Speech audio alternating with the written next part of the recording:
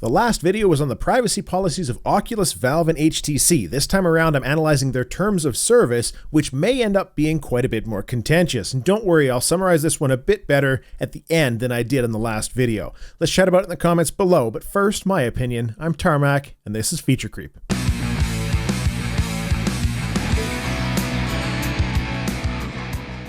A terms of service or terms of use is a document often attempted to be propped up as a legal instrument or contractual relationship between the end user and a company. Never mind that time and time again, violation of the terms of service has been ruled against in courtroom proceedings. There certainly may be aspects contained within a terms of service that are little more than different ways of describing existing law, however. So, in a similar way to what I did last time, I'm going to go over what I believe to be the important pieces of the terms of service for the three main companies involved in VR right now, those being Valve, HTC, and Oculus. Yes, I know Sony and Razer among others are trying, but those aren't close to market yet and won't be of concern until later. Now, I must admit that I struggled a bit more with this one because tracking down exactly which documents would be relevant can be a bit tricky. We'll start with HTC this time. Their document is referred to as the Terms and Conditions and is installed alongside the Vive Home software package. I can't find it anywhere online, so people need to actually install the HTC Home software to read over it. And we'll start with an amusing one as well. One of the most interesting clauses in the Vive Terms and Conditions is that it is designed for use in systems that do not require fail-safe performance. Quote, "You may not use the software in any device or system in which a malfunction of the software would result in foreseeable risk of injury or death to any person. This includes operation of nuclear facilities, aircraft navigation, or communication systems and air traffic control." End quote. I had to start with that because it's both hilarious and necessary. Anyone wanting to approach more critical aspects of life, such as military uses, or say for example virtual surgery with doctors, would need a special agreement, not the regular end user one. So what else do you agree to as an end user when you install the Vive Home software? Well, actually it's pretty innocuous for the most part. The license to use the software is limited to you, cannot be transferred by you to anyone else, and is to be used as provided without being modified. That doesn't mean you can't sell your Vive. This terms and conditions is for the software only. Further down in the document, they talk a great deal about arbitration, and this is getting really common these days. Essentially, you're agreeing by installing this software that you will not be part of any class action legal claims. It's a basic limitation of the potential damage that they will need to pay out, which is pretty standard. It does have a way of opting out of that piece, but you have to send HTC a written letter postmarked within 30 days stating that you are opting out. I can't imagine that they get very many of those letters. This also only applies in North and South America. Now, there is a little nugget of garbage in this document that bothers me a bit. Section 10 on the limitation of liability refers to a maximum value of damages should any legal proceedings occur of $5. This combined with the arbitration and no class action lawsuit causes a problem in my view. Keep in mind that this software is linked to your HTC account and used for purchasing content on the Vive itself through a PIN number. So it stands to reason that a flaw in the software could certainly be responsible for damages in excess of $5. So I'm not a fan of that clause at all. Pretty simple stuff. So what about Oculus? Their terms of service is posted on their website, and the Oculus software points you to that web link when you agree to it while installing. The link is in the description below this video. The tone that this document takes is very different. Under the first portion of text that is not in bold, it says the following: Oculus VR LLC is pleased to provide you access to and use of physical goods, platform services, software, websites, applications, and content, collectively known as the services. Odd that they're pleased to not directly acknowledge that you own the Rift headset but are being provided access to it or use of it. While the same kind of license to use drivel that is often present in video game Oculus is not present here, the tone of the document is certainly hinting towards privilege rather than right. Why is this a problem? Well, under the Equipment, Software, and Updates section, they reserve the right in their sole discretion and where technically feasible to disable your access to the services. Remember, services includes the hardware we're talking about here, where there is a health and safety risk or a violation of community standards. This clause would permit Oculus to do anything from ban your account because you're being an ass online to bricking your Rift if you use it for something that goes against their policies. Are they going to do that? Outside of the firmware updates, is it technically feasible? I don't know, but I default to a very simple stance on this. If they don't intend to do things like that, why is the document written in such a way as to allow it? Much like the privacy issue where Oculus came out and said that they aren't sharing information with Facebook. Then why on earth would your privacy policy say that you do? We are not off to a good start, Oculus.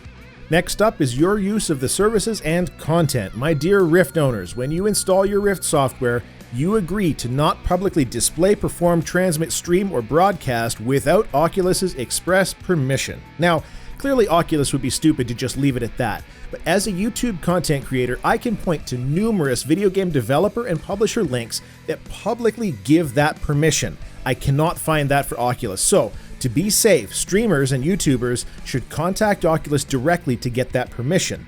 I will say that this section is very specifically the software only and does not attempt to shoehorn the nonsensical definition around the Rift headset itself.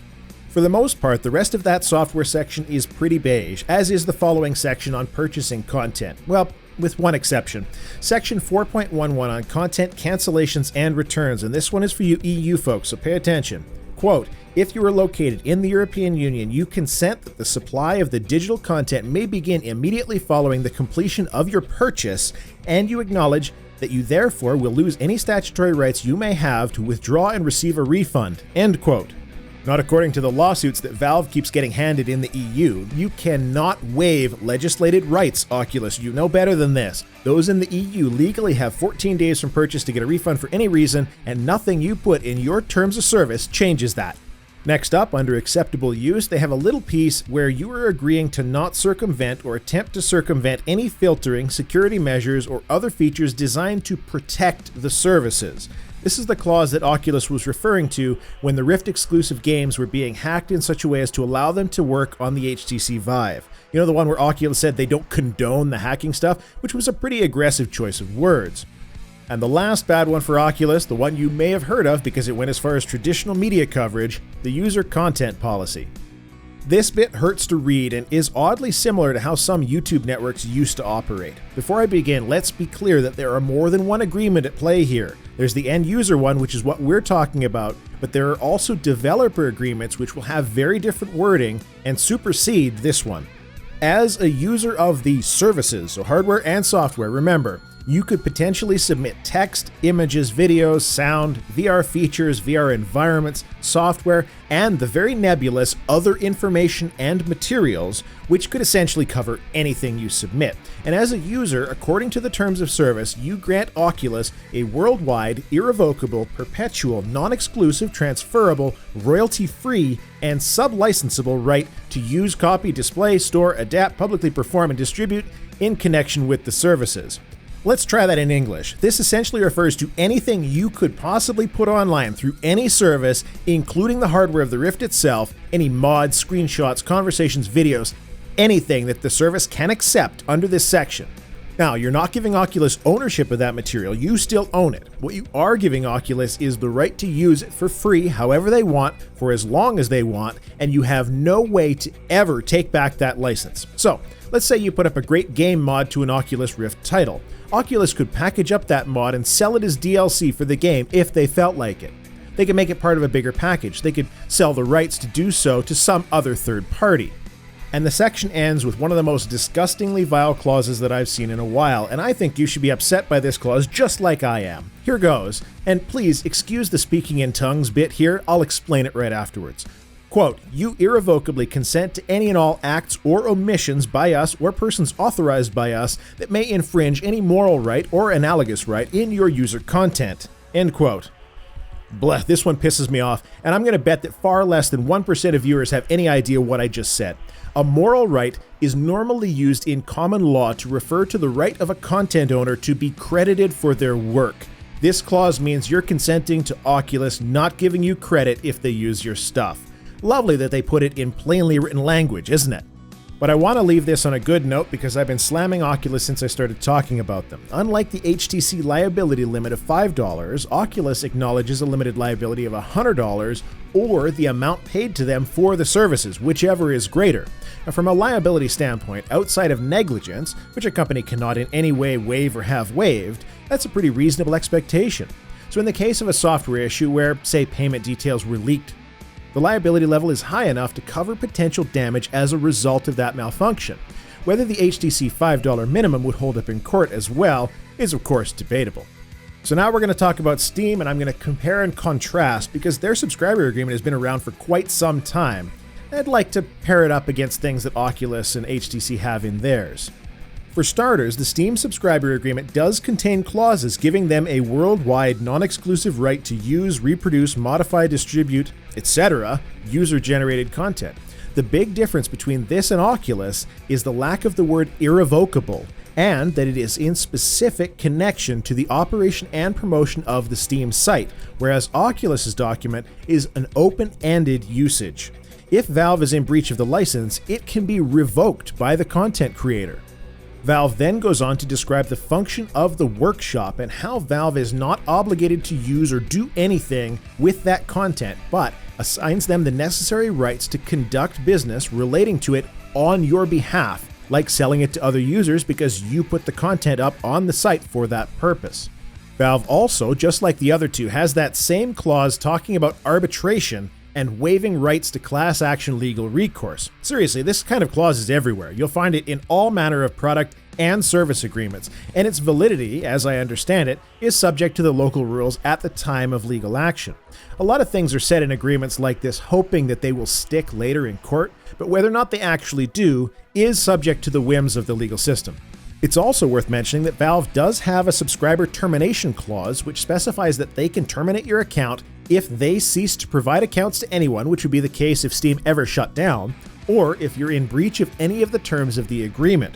Now, I half expected there to be a piece of that termination clause that said at any time for any reason, but I was pleasantly surprised to not find that wording at all.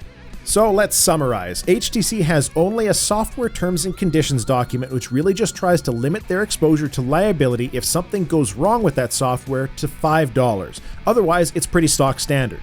Steam VR via the Steam subscriber agreement is a bit heavier-handed, but gives content creators a way out and is explicitly limited to the Steam site anyways.